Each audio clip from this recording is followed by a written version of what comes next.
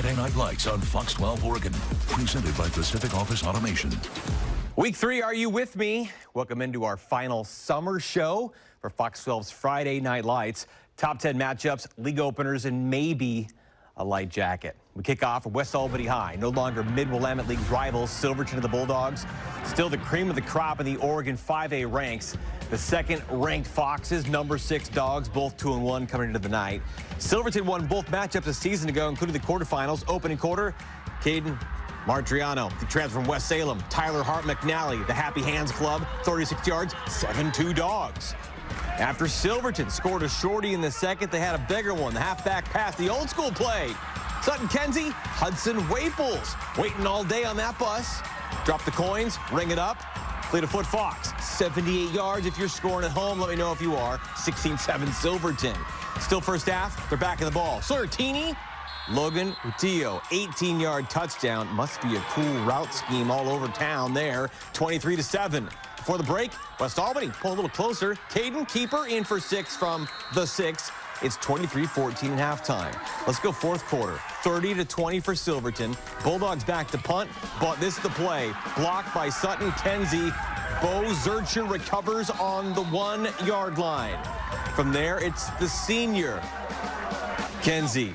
Daniel pops the ball across the goal line. 44-34 the final for the kids from Silverton. Next Friday will be a bye week for both. And save those programs for a historic night at Jesuit High. Our Paulina Aguilar was there for the Crusaders home opener with Oregon City. And Paulina, the legend of Ken Potter just continues to grow in his 38th season of leading the private Catholic school along the Beaverton-Hillsdale Highway. Nick, it was quite the special night. He actually teared up just a little bit when everything was all said and done. And the first thing he did before talking to us was hug his wife. He wanted to celebrate that with his family. His family even wore shirts with the number 353 on it. So it was quite the full house, all for that moment. Jesuit at home welcoming Oregon City. To start the quarter, Dominic Licati wastes no time. Quarterback Harper Sage with the handoff to Licati, who zigzags his way for the first touchdown of the night. Harper, this time a long one to Joe Stimson with one man to beat, and he's got it. But he's got to finish the job, running it in untouched, bringing the Crusaders up 14-0. But the Pioneers answer back. Benjamin Schneider, the handoff to Mitchell Johnson, muscles his way in to put the Pioneers on the board. Another TD from Licati brings the Crusaders up 21-7 at the half. To the fourth we go. Crusaders up 24-7. Just a little quarterback sneak, making it 31-7. 4 minutes left to play, and the Pioneers not giving up just yet, with one more touchdown and a 2-point conversion, bringing the Pioneers to 15. But the Crusaders wanted to end the night with a nice, pretty bow from Stimson, with one exquisite diving catch. 38-15 is your final, a historical win for Coach Potter. I mean, I would like to be able to have some real words of wisdom, but basically it's been a long time of being at one school that has shown me a lot of love, and we've had great success on a lot of teams, and this just culminates with the tradition at this school and what the kids have all done, and I'm just proud to be a part of it. It's crazy being a part of history. 40 years in the making. He's a great coach, and I'd do anything for Coach Potter. I love him. You know, Nick, they told me they were going to celebrate. I don't know where my invitation went. Maybe it got lost. Maybe they couldn't find me. But, yeah, I guess I missed the party. But the Crusaders will be taking on Grant next week.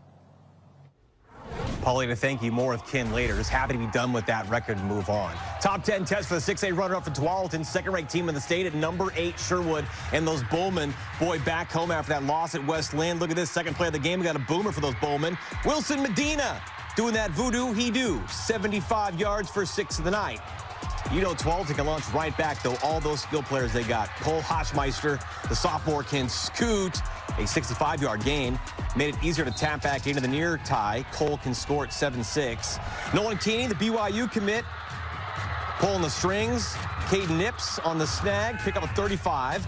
From there, rivalry, the kid playing with a very heavy heart, dedicating this season to his late mother, who passed away earlier this month. Tualatin aimed to believe they'd keep it that way. 55-35 the final. T-Town gets back home with Two Pines Union Titans down a border battle, while Sherwood packs the bus for Tigard. How about a spicy 6A non-league tilt along the old farm fields in Shoals? Unbeaten Lakeridge visiting Keenan Lowe's 1-1 Mountainside Mavericks. Early going, Drew Weiler. What a start to his Lakeridge season here. The Pacers, Turner, Tropillo catches, takes in 13-6 Lakeridge. After the half, Weiler puts it up for Marcus. Post, hit that. Nice stop, too. Next play, visitors score again. Washington Husky commit Ansu Sano. So darn good.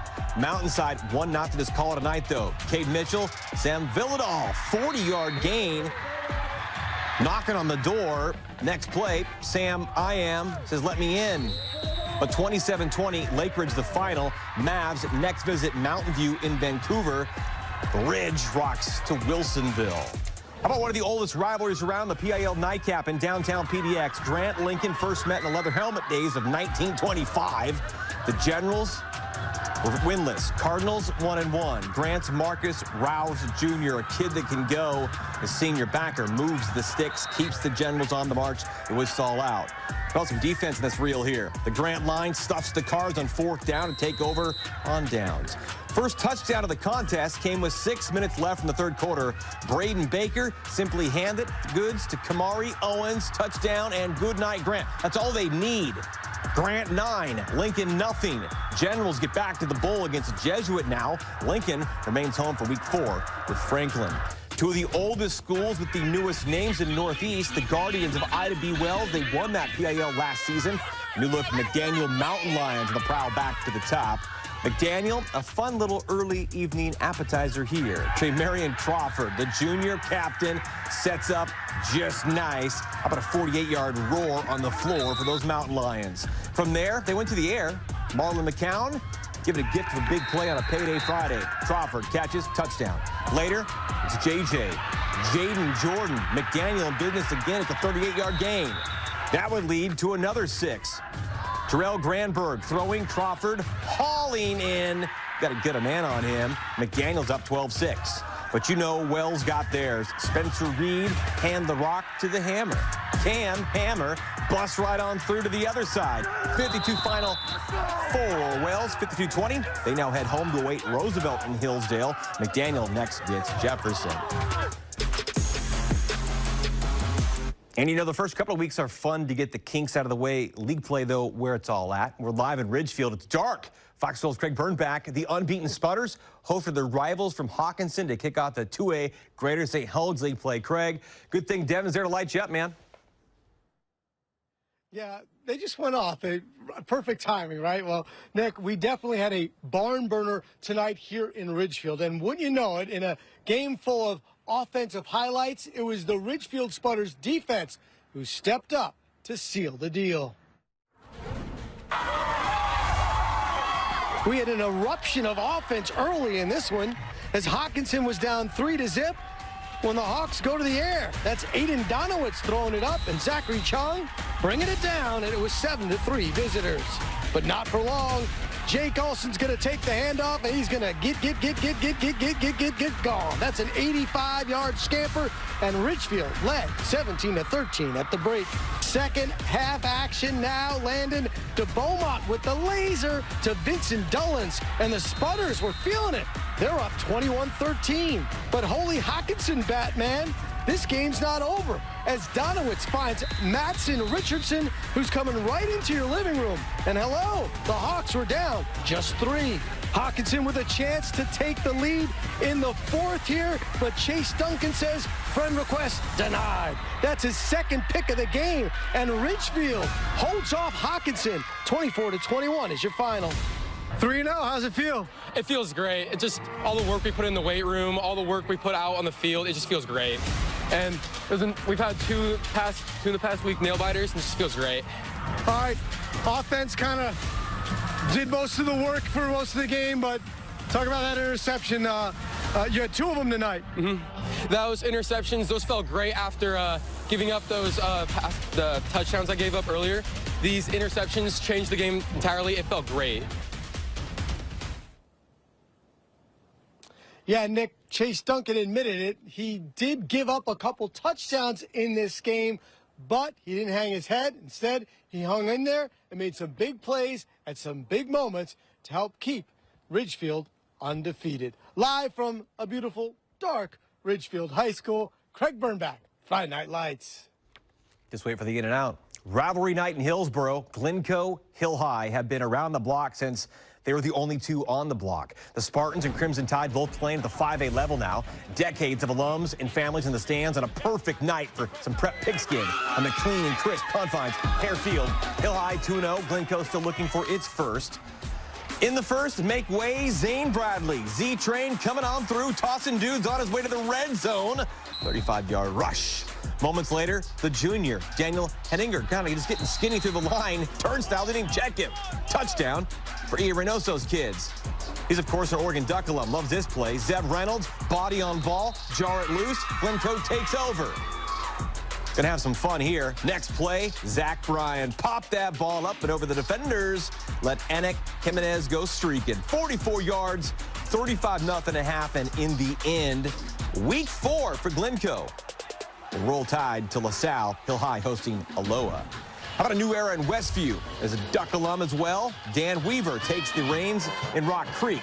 New turf, new LED stadium lights for the Wildcats, hosting the 5M McKay Royal Scots, who always travel with the best laid intentions. Westview, those up 38-0 in the third. I mean, come on, with the plays like this, you got to really go push, extend, and go. Come on now. So they're up 38-zip. McKay's X-Factor, Xander Kakalua, puts this on film. Save it for morning breakfast. Going to have a 66-yard touchdown. Get it together. Team effort after a fumble recovery. Mateo Garcia into the end zone, which McKay capitalized by having a 2-point try on their own. But as close as they got. Coach Weaver, win number 1, 38-22 Westview. McKay returns home now to draw Battleground, while Westview stays in place to await Evergreen from Vancouver. How about a 6A, 5A clash from Sunset High? Homecoming in the creature comforts of the last Columbia Cup champs. Those homestanding Apollos hosting the reigning 5A champs out of Wilsonville. Wildcats from the 97070. Nick Crowley knows how to get on the show. You got to score. Mark Weeper knows where to find him, too. Nice toe work to get in the end zone. He had 3. It was 21-6. But Sunset riding high. Owen Scholes gets in at the third clean-point game. Then it got weird. Weeper going to be stripped. Anthony Semchuk recovers the loose ball to begin the second quarter in the right frame of mind for the kids in the purple shirts. That would result in this. Andrew Knight, senior tight end, get in. 1-point game in half. 56-34 Wilsonville in the end. Sunset now goes to Newburgh, while Wilsonville gets home that challenge with 6A Beast out of Lakeridge. How about our post of the night? A viewer submission from the league opener between Sprague and McNary in Kaiser. The unbeaten Olympians doing it well on the road. Ducati Witherspoon finds his man, Max Makarenko. Get on in for the special District 1 opener, Oldies Flow. We appreciate it when your videos get sent to us to make that magic happen on the TV screen. You can do that too right now. Whip out those phones, aim your lens at that QR code on the screen for a simple upload. Pics, vids, you got them. We want to see them. Thanks for playing along at home. Straight ahead, it's the kid who runs from one sport to the next each and every night. He's a legend in real time at Roosevelt High. Owen Nathan kicks it with us in the high school spotlight. Plus, Ken Potter is darn legendary too, and not more so than ever like tonight. More on the history made with Jesuit's longtime leader. We'll hear from him and some of his old players who are now in his own coaching staff. Plus, our band of the week, cheer of the night, and drive of the night. At Craig's back one more time on Ridgefield when week 3 of Friday Night Lights returns on Fox 12. You are watching Friday Night Lights on Fox 12 Oregon, presented by Pacific Office Automation.